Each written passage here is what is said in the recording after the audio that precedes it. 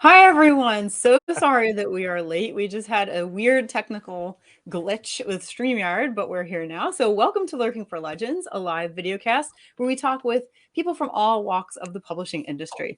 I'm Christie Stratus, historical fantasy and historical suspense author. And my awesome co hosts are epic fantasy author Richard H. Stevens and science fiction author David M. Kelly. Lurking Hey. for Legends is an interactive broadcast, and we encourage you to chime in with questions for our guests or comment on what you hear in the show. So tonight we are welcoming back audiobook narrator and author George Sirois. So welcome back, George. We're so glad to have you. Welcome back, Thank, George. thank you guys so much. I'm thrilled to be here. Awesome. So tonight, as you guys know, Lurking for Legends has changed up the way that we're doing things, and we're only doing live reads now once a month. So this is our first time just doing a live read, after our 100th episode. Very exciting. And we're excited to have George here to do that with us. So first, we're just going to go around and let you guys know what's going on with us, especially since a month has passed by. There's a lot happening, I'm sure, with everyone. So let's start with you, George. Tell us, well, in case anybody didn't see your episode, tell us a little about yourself and like what you're up to now. Sure. I am an author of young adult science fiction. Parts 1 and 2 of my YA sci-fi trilogy, Excelsior, are they're currently in the process of finding a new home. I also have a science fiction and sports 5-part serial that is currently out there for sale. It's called From Parts Unknown, and it is available as one big omnibus edition. So that way you can get all 5 stories for one very low price on ebook. I'm also an audiobook narrator. I've done over a dozen audiobooks and just finished a historical drama, which was a lot of fun to do. Really, really good, well-written historical fiction story by Sarah Angleton called Gentlemen of Misfortune. It was a lot of fun to do.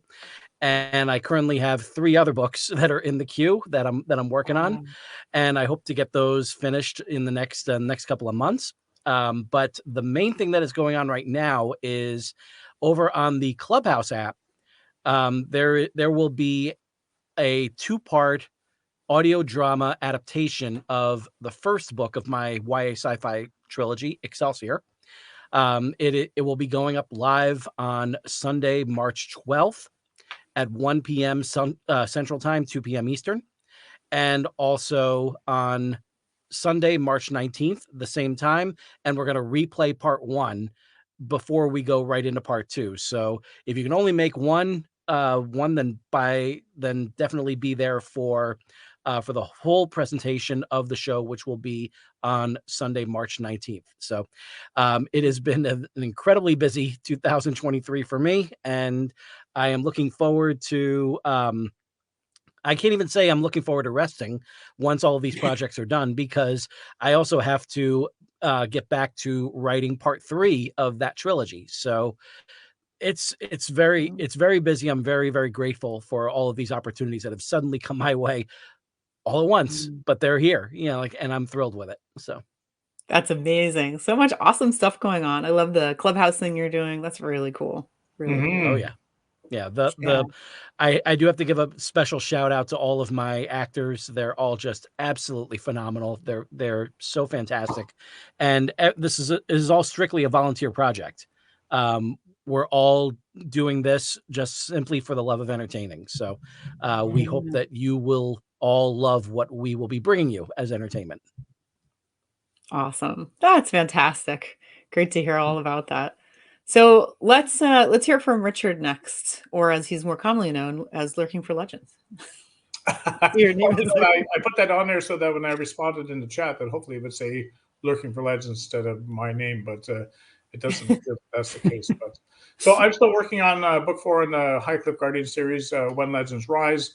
My writing time has been severely curtailed as of late, so I haven't got a lot done on it. I'm about 150 pages in, so I'm perhaps about a third of the way through, maybe a quarter, depending on how long this book goes. But I had an epiphany on my way home today. Hey, Rhonda, how are you? I had an epiphany today what I'm going to do after this book people keep asking me, what am I doing next? And I was going to write the series that follows this, but that would make too much sense. So I'm going to do like I have been with all my books. I'm going to be jumping all over the place. So I'm actually going to go back to the origin of my whole universe, and I'm going to be writing book one. And from this point forward, I'm going to start writing chronologically forward all the way up to Into the Madness. Into the Madness is already written. It was the third book I wrote, and it was released in 2019. So the Soulforge universe is actually complete. I just have to fill in all the narrative that happens to get us to Into the Madness. So I decided I'm going to start at book one once I'm done this book. And then my readers, as I onboard new readers in the future, they can get into book one and just follow me all the way through instead of jumping all over the place. That's great. That's great. You wrote your universe backwards, right? I mean, you started later and then. Well, when I was 17, I had the idea for this trilogy, and I didn't publish it till I was 52. I never ever envisioned anything beyond the third book. I always knew how the story was going to end. I knew how that trilogy was going to end. I always knew it was going to be 3 books, and I always knew the ending. And then when I got to the third book, the ending changed. But when the ending changed, it actually opened up my whole universe. So it actually put about 35 books in my head as soon as the dragon came into my story. So that's Nice. why that all happened. I never thought I'd ever write 3 books, let alone 14. So yeah, that's amazing. Yeah. Oh my God, it's so cool. Yeah, so there's about another 25 to come in the Soulforge universe. I just have to live long enough to write them. So here's to that. Anyway, how about you, Dave? Well, I've been not too busy doing actual writing so much. I've been doing a lot of world building or world updating, and that's gotten quite detailed and quite involved, and I'm actually now getting kind of tired of it.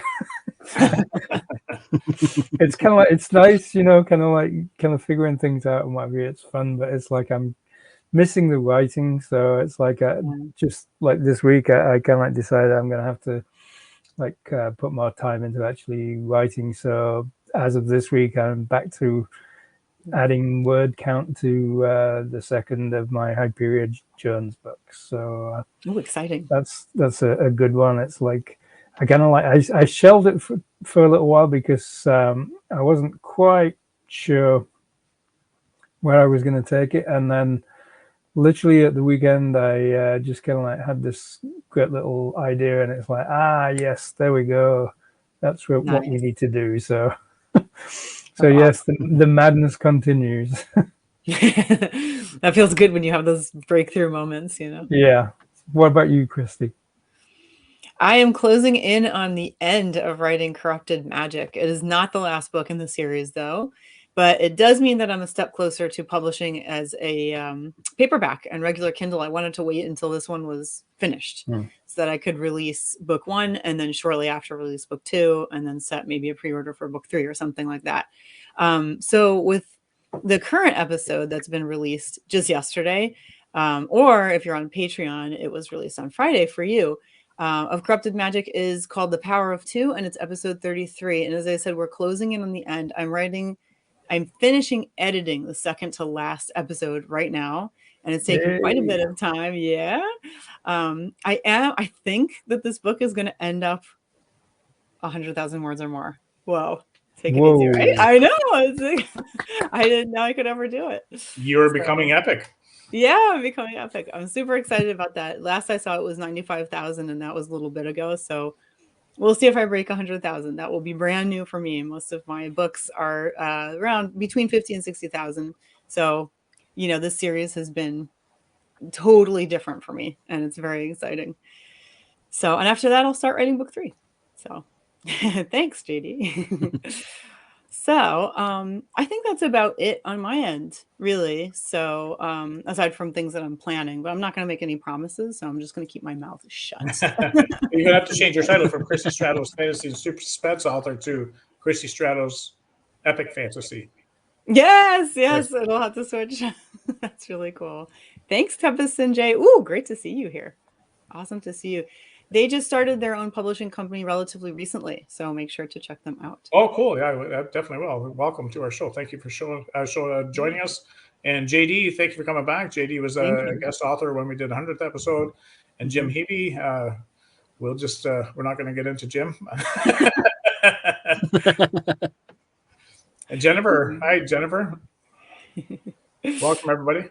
So what we're going to do is we're going to start with George Sirois. So Lurking for Legends now is strictly, all we do is read live excerpts from authors' work. So so going forward, every second Tuesday, generally of the month, this month is obviously the first Tuesday, but we're going to try and hit every second Tuesday of the month, and we'll be reading at least an excerpt from one author other than the three of us, and then we'll probably read from either Christie, myself, or Dave as well. So we'll have two reads, and we'll get some costumes and stuff going, hopefully throughout these, and make them epic themselves. So Yeah, awesome. So yeah, yeah. So if you're ready, George, I'm not sure if Dave or Christie have anything to do to set up for George's read. Nope. Luckily, this time I just play a lady, so I'm good. Okay, so a modern woman. You're going to just see my avatar since I'm not involved in this read, so I'm just going to block myself out, and I'm going to mute myself so that I don't make any noise in the background, and I'll join you guys again when George going for a snooze. Yes, I'm going to have a snooze, so hopefully my alarm will go off. Yeah. No, I'm going to be watching and heckling in private over here. Oh, jeez. So George, we'll let you take away the setup, and I'm going to sign off here. All right. So first of all, thank you guys very much for this opportunity to kind of talk about this particular story. This one is one that I would say is very, obviously when all of our stories are near and dear to our hearts, but this particular one really just it plays to a very niche crowd. So I will go ahead and just read you the quick scene setup that I have provided, and then I'll go into the narration, and Christie and David will be providing the voices for the characters that are going to be played in this particular scene. And this is an excerpt from part one of the 5-part serial from Parts Unknown. In the book, it is known as the Blunt Object Amendment. That's the name of part one. The setup is very simple. All Stephen Barker wants is to provide for his wife, Carrie, and his son, Tommy. And in the year 2058, the best way for him to do that is to be part of the last remaining sport in America, the Gladiatorial Combat League, or GCL. While he's doing his best to make the GCL roster, Carrie wants nothing to do with them. She's fully aware of how dangerous the sport is and how bloodthirsty the fans are. What she doesn't know is how corrupt the company is behind the scenes and the power struggle that's going on between the current GCL world champion and top babyface, good guy, Kyle Flight, and the head booker and main bad guy, or heel, Vornikai. She also doesn't know that the sport itself is being used by the U.S. government as a tool of distraction, and any rule changes that add to the carnage inside the ring also add to the despair of the general public outside the ring.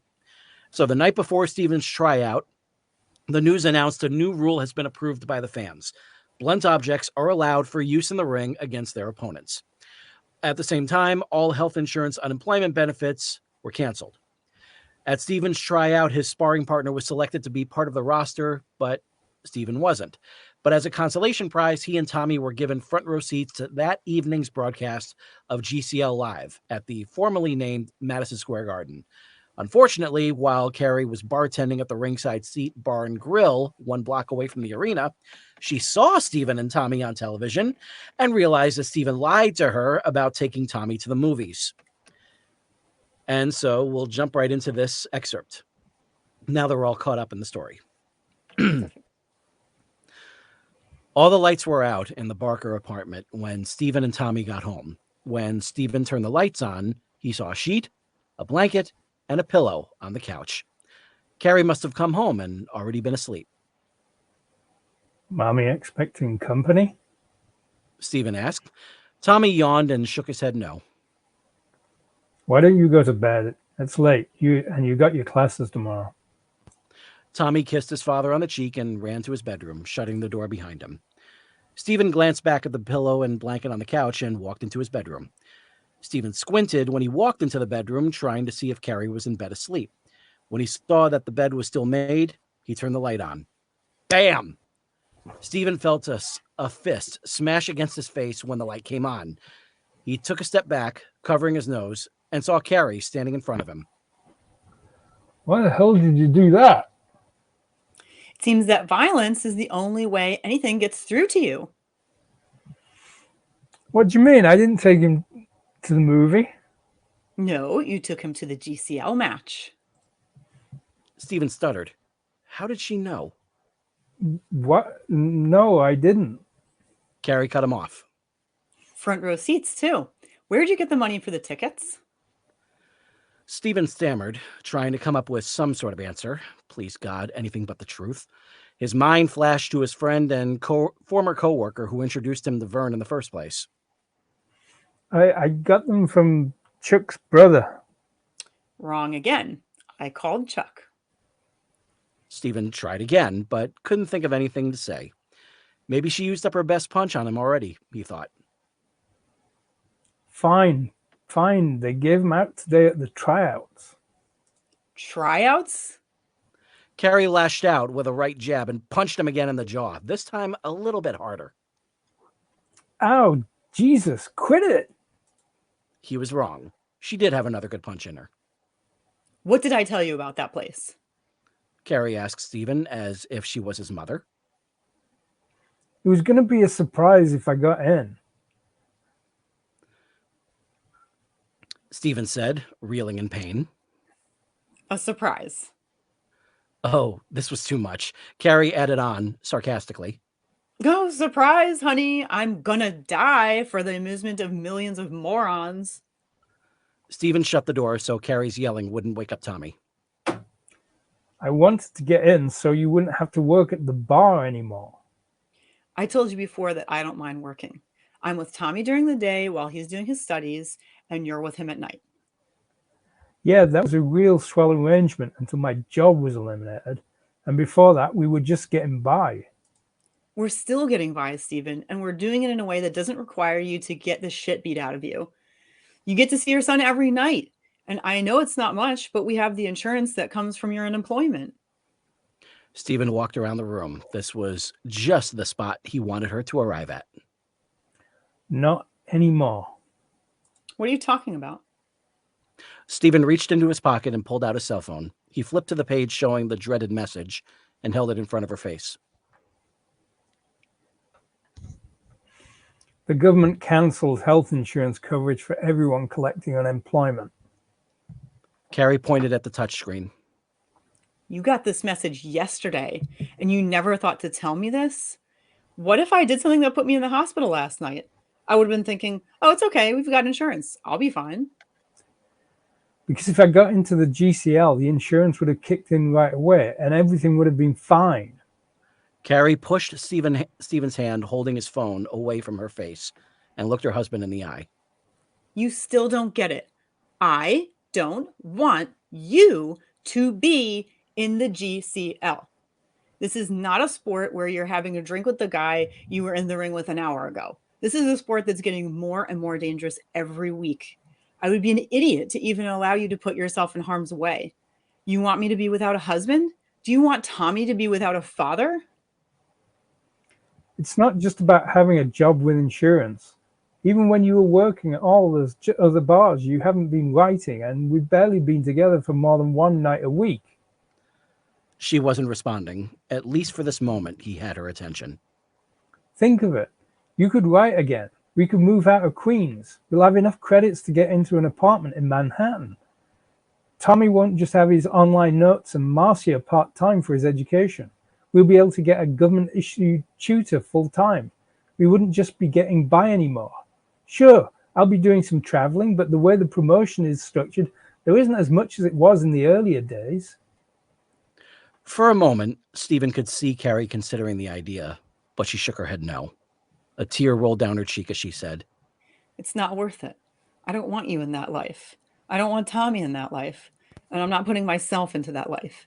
And I'm not going to wait up at nights for a call saying that someone went too far in a fight somewhere in fucking Texas. So you're going to have to make a choice. If you want that life, take it. But you're not taking us with you. oh shit, Stephen thought to himself. She's serious this time. Any other time it was just don't think about it and don't watch it. But now she was one step away from packing up and taking Tommy away from him to go to Mother's. Stephen could feel his childhood dreams slipping away from him with each silent moment, but he knew deep down, as much as he wanted to ignore it, Carrie was right. He fell in love with her for a reason. He married her for a reason. He created a child with her for a reason. And it wasn't to take them off to GCL land to watch dear old daddy get beaten up every night. Vern would be disappointed, having trained him all this time for nothing. When Stephen called earlier to tell him that he didn't get into the company that day, he could sense that the old teacher was anxious to get him back to the gym and fine-tune everything until he was ready again. Same with his parents. Hell, Stephen remembered his mother telling stories of his father watching wrestling while she was in the bathroom ready to give birth to him. At that very moment, Stephen decided the time was right for him to grow up. The GCL turned him down for a reason. They saw something in him that he couldn't, that he wouldn't let himself see.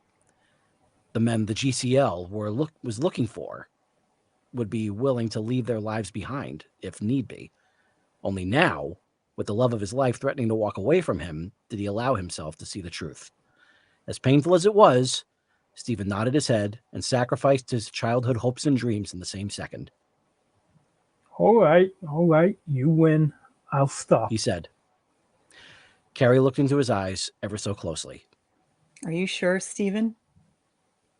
Stephen gulped and nodded his head again, this time finding it a little easier to nod.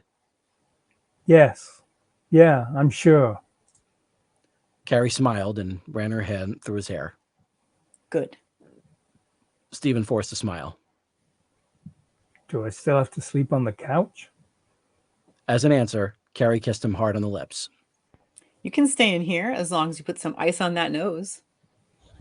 Stephen pushed his hand against Carrie's previous target and winced. You're such a baby. She said with a teasing grin. If I can do that, you think you stand a chance in the GCL? True. You should go instead. Stephen said as he headed for the kitchen. That was really interesting. I really like the whole concept of that. Wow, the distraction thing is really cool. It's a great idea. Oh, thank you. Thank you. That was a lot of fun to do. That was fun. That was Margaret, great. you're not lost. We did start late. Sorry about that, Margaret. It was a technical glitch with StreamYard. That was awesome, George. Thank you for sharing that with us. Yeah, we so enjoyed it. Thank you. Great. So that was good. That was fun. So, Dave, do you have a bit of preparation you want to do for this one? I do, so I shall remove myself and you can talk about me while I'm gone. We don't mind talking about you when you're here, so don't worry about that. Thanks, Margaret. I'm so glad you did come back. Yeah, thank you. Okay, so next we're going to be reading from Brotherhood of Secrets, which is my book, and that came out in, I think it was 2016. So I am still writing the third book to that because it keeps changing. But anyway, yeah, there is going to be more. The first book was Anatomy of a Darkened Heart. The second book is Brotherhood of Secrets, and it's right here. If you can, yeah, let me just get that out of the glare for you. That's Brotherhood of Secrets. So I'll tell you a little bit about where we are right now in the scene. And this is not fantasy. This is historical suspense. It just takes place in the Victorian era. So Mr. Locke is the owner of Lock and Key, which is the only locksmith ship in town, which opened recently. He's gone through an arduous process to hire only men who are young, single, pliable, loyal, low on money, and totally alone in the world. So you can kind of see this is not a good situation. One of the employees named Jude Wicks, he is the perspective we're going to read from today. And he's a violent and dangerous man with a really, really ugly past who Mr. Locke has under his thumb because he's desperate for his acceptance, especially fatherly acceptance. So at this point in the book, a man wanted to buy a lock from the shop where they all work. And the employees have been told to take down every customer's name and address, no matter what, into a ledger. And Mr. Locke is saying this is in order to meet customers' needs better, but that is not really his purpose. The man refused to give his information and became aggressive. So now Mr. Locke thinks there's more to this reaction than meets the eye, and he wants to find this man.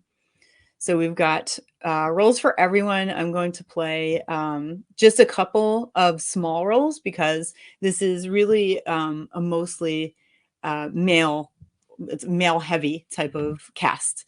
So I asked George if he would narrate. He'd do that part, and then we have, yeah, you can see that Richard already changed his name to Mr. Locke, and Dave's going to play Jude, who, by the way, is pretty much most people's favorite who read this book. So you guys are going to get to meet him. He's a very disturbed individual. He's a scary guy. So thank you so much, CJ. She says she loved this book and she's looking forward to this. I'm so glad that you liked it. And I'm going to just grab one prop. Excuse me for 1 second. Okay, George, it's all yours. You can maybe sing for us. We need an opening song anyway. Oh my! You don't want that. You want hits, don't you? It's not very Victorian, but it has a flower, so it's good enough. Nice. Oh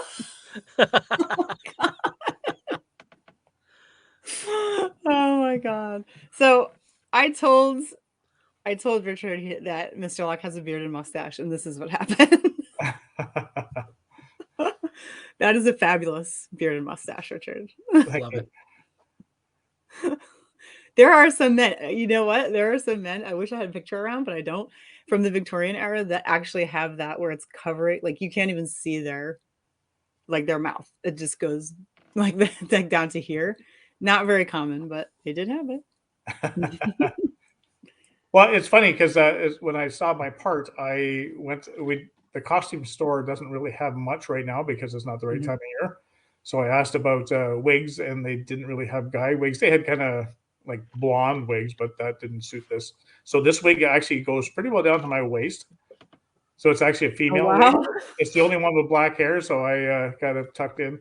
And then I found this is the only beard I could find too. So I found a gnome beard, but I didn't think that would work. That's so funny. Oh my god. Well, David, where are you? David is missing. He's an important part. Thanks, Margaret. Yeah. So David, I think, is getting ready for his role as well. So I can just imagine what he's going to look like. That's going to be good. Shall we just wait a couple minutes for him? Let me see. He has the first line actually, right after we hear whose perspective this is, which we already know is Jude's, and the date and everything. So we'll just wait for him. Yeah, Richard's costumes are always. I wait for Richard's costumes every month. This is what I wait for. Well, it actually worked out quite well. I didn't have a part in George's because I had to get myself ready, and then I had CJ do my eyebrows because they're not very So I'm just going to check it. I'm seeing it says device is not connected for David Kelly there, and I just want to make sure that he's not having trouble. So I'm just going to do some riveting live on-air checking of messages here. And in the meantime, I'll tell you guys that even though this isn't a Victorian hat, what I have on it is an amaranth, and this specific type represented Love Lies Bleeding. It's also known as Love Lies Bleeding, and so that was really appropriate and has a lot to do with my first book in the series, Anatomy of a Darkened Heart. And there's not as much flower language in the second book, but in the first one, I actually had originally put this on here for Anatomy of a Darkened Heart anyway. So I hear the word amaranth all the time. It's actually one of my, I love that song when I'm writing. It's called The Amaranth. It's by, there's a group called Amaranth too. It's called By Nightwish. Amaranth. They sing a song called Amaranth. Oh, cool. But I never knew what an amaranth was. So what did you say was an amaranth? So if you look at this flower, this is one. There's two. There's a globe amaranth, and then there's this type. And it's longer, and typically it's even longer than this. It would normally keep going, but they, in Victorian flower language, it was known as Love Lies Bleeding. So, oh, you look great. That's appropriate. That really works. Yeah. You look similar to my cover for Corrupted Magic because they have the hat. And since you mentioned Love Lies Bleeding, that just reminds me of the Elton John song. Oh my God, look. So many songs. Isn't that great? I love it. Dave actually looks distinguished. How the heck did that happen? Who is that guy? Oh my goodness. I paid a lot of money for this.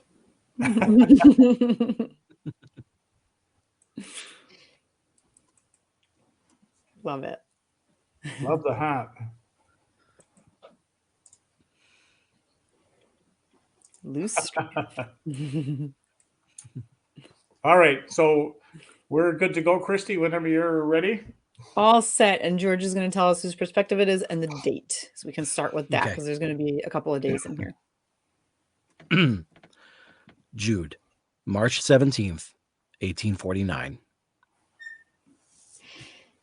Brothers in the art of keeping secrets.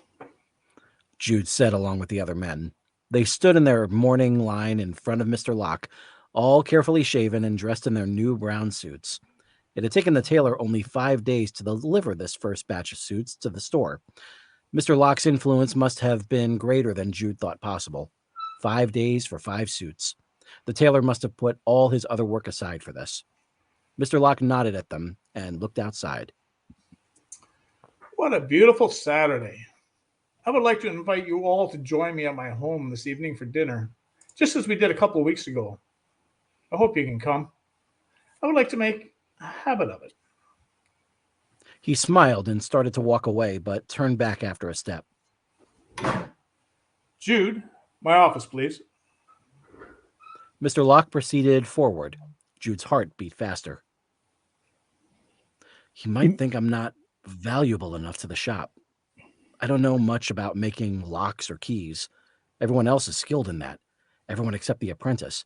Am I at the level of that boy? No. I'm very good at picking locks. Not many are as good as I am at that. But if Mr. Locke found out how I became so good at it, no, he couldn't have. No one would dare talk about it. Although former employers might. That's what it is. If Mr. Locke is concerned about my prying into customers' personal affairs through my job, I must find out who told him. I must know so that I can stop. Jude unclenched his fists. Everyone else had walked away, taken up their places elsewhere in the shop. Matthew and Luke stood behind the counter, Timothy a shadow behind them, but none of them looked at him, as if Jude's trances were something that they were used to. Perhaps that wasn't such a bad thing. Perhaps it was. Pay attention, just walk into Mr. Locke's office. Go. A light layer of perspiration had formed on his naked lip. He finally walked forward without a word. Mr. Locke's office was in the left corner of the shop, with its own short hallway before the door. When Jude entered the room, Mr. Locke was already seated at his desk across the small room. The desk's side sat against a tall window, casting half of Mr. Locke's face in natural light, the other half in relative darkness. He motioned at Jude to close the door, which Jude did promptly, then sat down across the desk from Mr. Locke. I have 2 pieces of information for you, Jude. Mr. Locke opened a drawer in his desk and took out a folded piece of paper, then handed it to Jude. Read that. Jude picked up the folded paper. On the outside, it only said Mr. Locke's name. He started to unfold the letter, but stopped and looked up at Mr. Locke for further approval. Please. Mr. Locke, nodding. Jude finished unfolding the letter. The fine script made him sweat. It wasn't easy for him to read, but he did focus and did his best. It read, Dear Mr. Locke. Oop. Sorry, it's in pink. You might not be able to see it, George. Oh, I didn't see that part, so yeah. Dear Mr. Locke, we are not acquainted, so I hope you will forgive this letter. I wish to apologize for my husband's behavior in your shop last week. He treated your employees poorly, and for that I can only beg your forgiveness. I would not like for you to think badly of him, although he does deserve the poor impression for his conduct. He is not altogether well, and so not only must I ask you to please excuse his rudeness, but I must also ask you not to repeat the experience to your friends and acquaintances. His reputation most often precedes him, and as his wife, it precedes me as well. I am terribly sorry to be forced to send this letter, but he refuses to apologize himself because of his sickness. Thank you for understanding. I truly hope you can forgive him. Yours sincerely, C. When Jude finally finished reading, he looked up at Mr. Locke.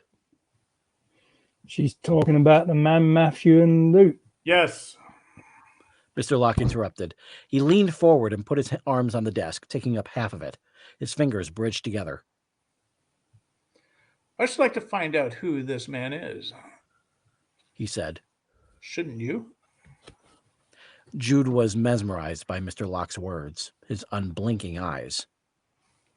Shouldn't you like to see who this man is, Jude? Mr. Locke had said during dinner exactly 1 week ago.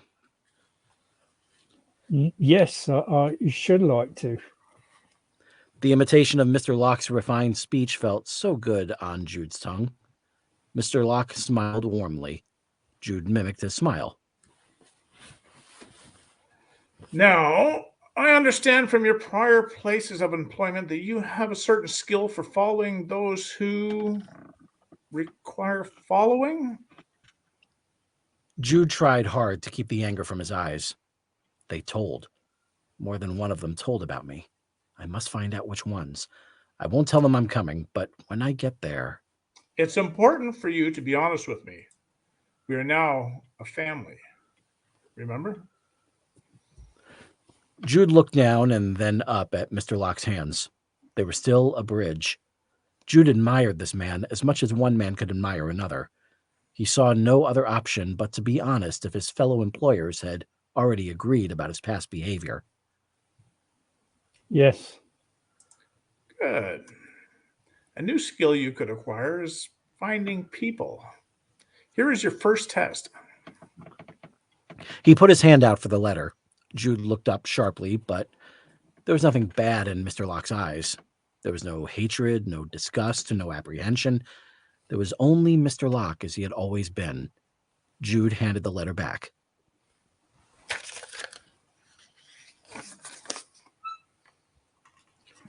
It's signed C, which could be either her first name or her last. I can't be sure which. She's also clearly married since she specifically says this man is her husband. We can make two additional assumptions: that she is well bred, which is obvious in her writing, and that she may no longer physically appear well bred because of the problem her husband has. It sounds to me, between the way she writes of him and his violent behavior, that he overindulges in drink or some other substance.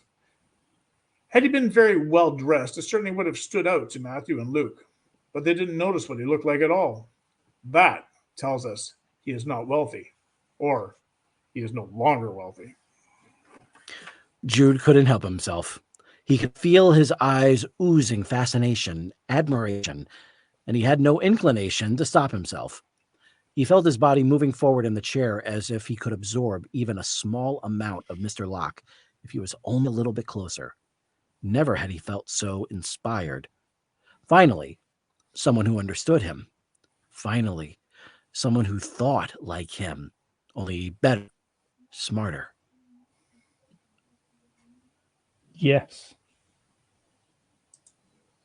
Jude wished he had something to add, something to immediately prove that he thought the same way as Mr. Locke, but he wasn't quite there yet. It was now even more obvious to Jude that he had much to learn, but it did seem that Mr. Locke was willing to teach him. It must have taken great trust for Mr. Locke to tell Jude all of this. Great trust. Don't you think, Jude, that if this lady took the time to write this letter to me, she must be quite concerned about my personal impression of the name she carries? Mr. Locke's eyes told Jude what answer he wanted to hear. It seems obvious. Jude said slowly, trying to phrase his words as well as Mr. Locke. That she cares very much what you think. That you not think badly because of her husband. Had he said it right? I think so too. Satisfaction flashed through Jude, but disappeared quickly as he tried to read Mr. Locke now. Jude could see a decision had been made, but that was all he could tell. It's important for us to find out more about this man. Men like this don't deserve apologetic, kind, well-mannered wives. It'll be best for us to know who he is, and naturally then we will know who she is as well. We have to watch others, Jude. We have to watch when no one else will. Jude held back a smile. This was what he was good at. This was what he had waited for his whole life. Someone who felt the same way he did. Not only did Mr. Locke share Jude's feelings, but he seemed to be a master in taking action on them. The way he phrased things, his approach, it was a form of science. What a brilliant man. I understand. Jude tried not to let happiness saturate his tone. I know where to start. I'll bring back everything I find out. He stood up to go. Just one more thing. Oh, that's right. I'm sorry. Not I'm sorry. I apologize. Or apologies is far more elegant. I apologize. Jude said without hesitation. Good. Mr. Locke said. Jude sat down again.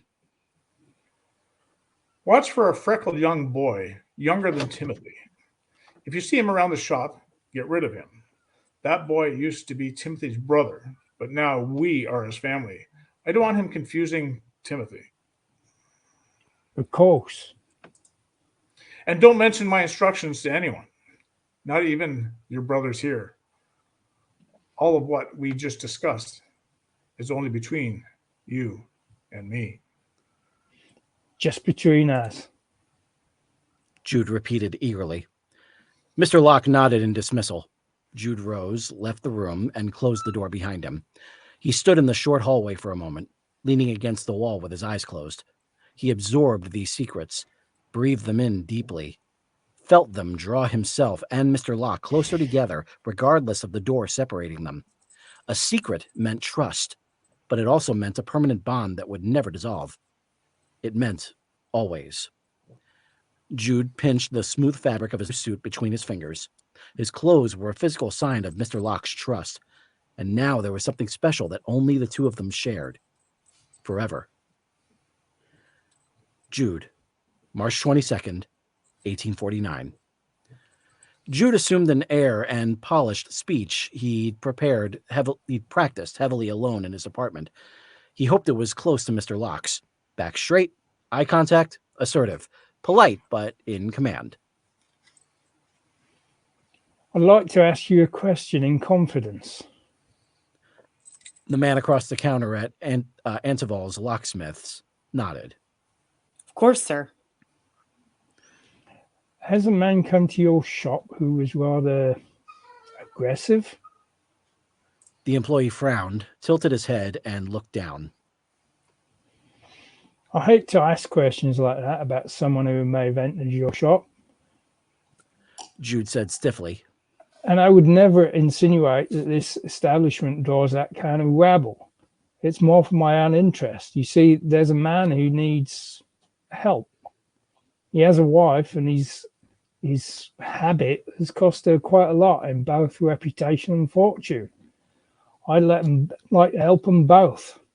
I know of a place where each sort can receive treatment without great expense, but I don't know the family name nor where I might find them. Only that he has left the same poor impression in many shops. The man nodded. I know the one. Took a padlock from our shop without even paying. Threatened me personally not to tell a soul or he'd come back for me. He was a big man, tall and broad-shouldered. I found out afterwards from another shop owner that his last name is Griggs.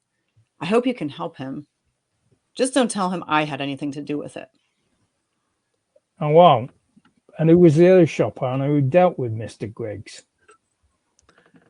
Jude, March 23rd, 1849. Brothers in the art of keeping secrets. The morning tradition was quickly becoming natural. Mr. Locke, may I see you privately? Jude asked, hoping his brothers would notice his improved speech.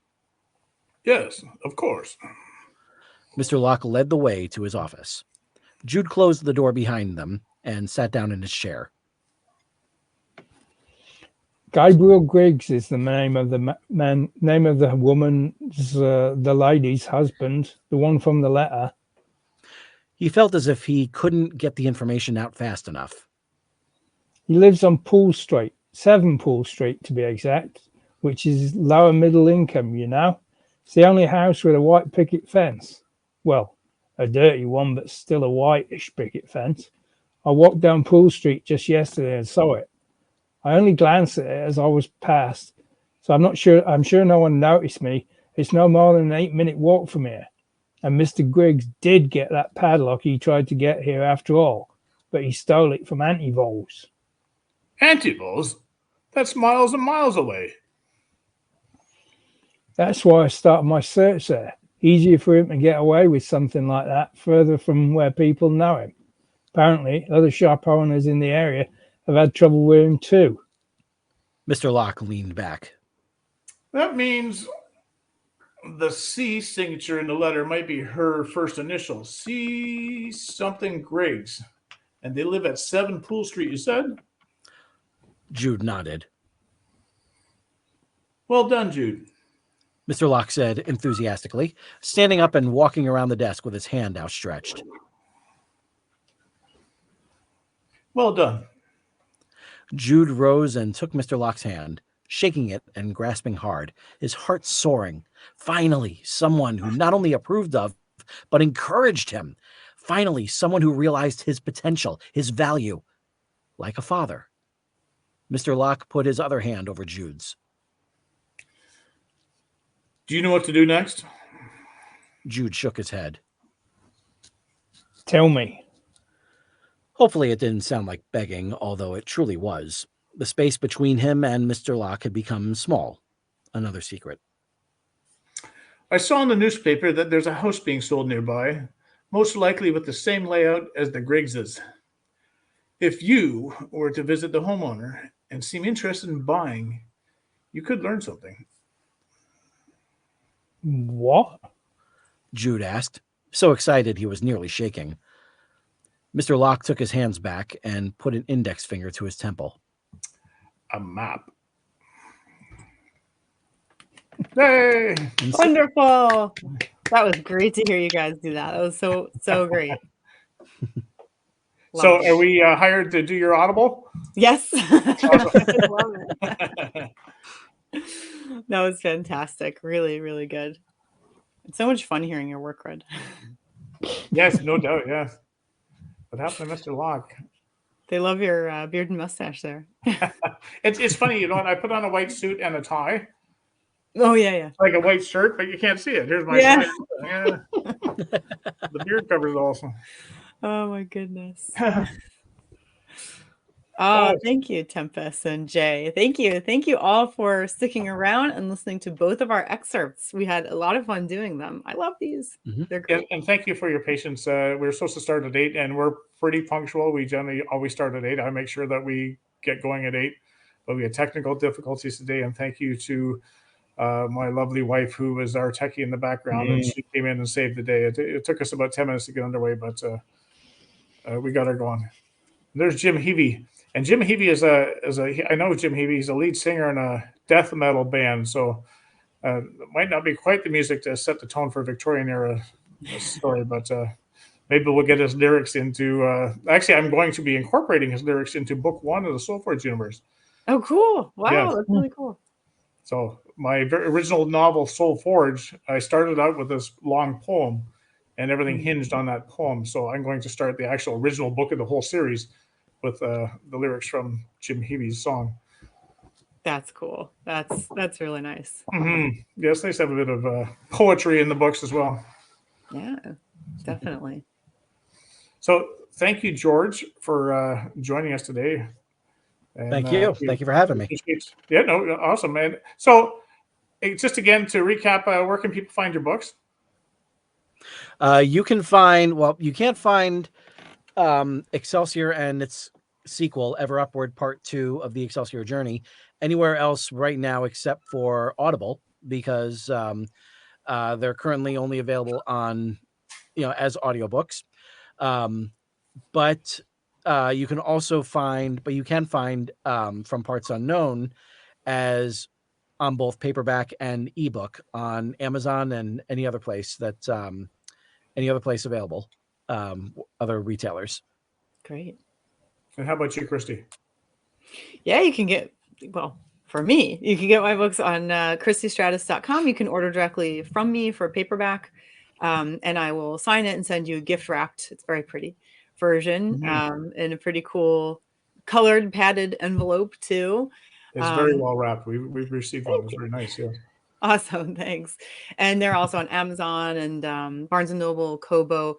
I think there's like one book missing. If you're looking for Corrupted Magic or Grimoire Society of Dark Acts, that is on Kindle Vella. So just go to Amazon. That's where you're going to find that. Otherwise, you can join my Patreon, which is patreon.com/ChristieStratus. And you're going to find, you're going to have access early to every episode of Corrupted Magic and any episode in the entire series going forward. And you can read Grimoire Society of Dark Acts straight through right now. So those are the places where you can find my books. Awesome. So thank you both again for sharing your work with us. I'm sure our viewers really enjoyed it. Next month, it was going to be the second Tuesday of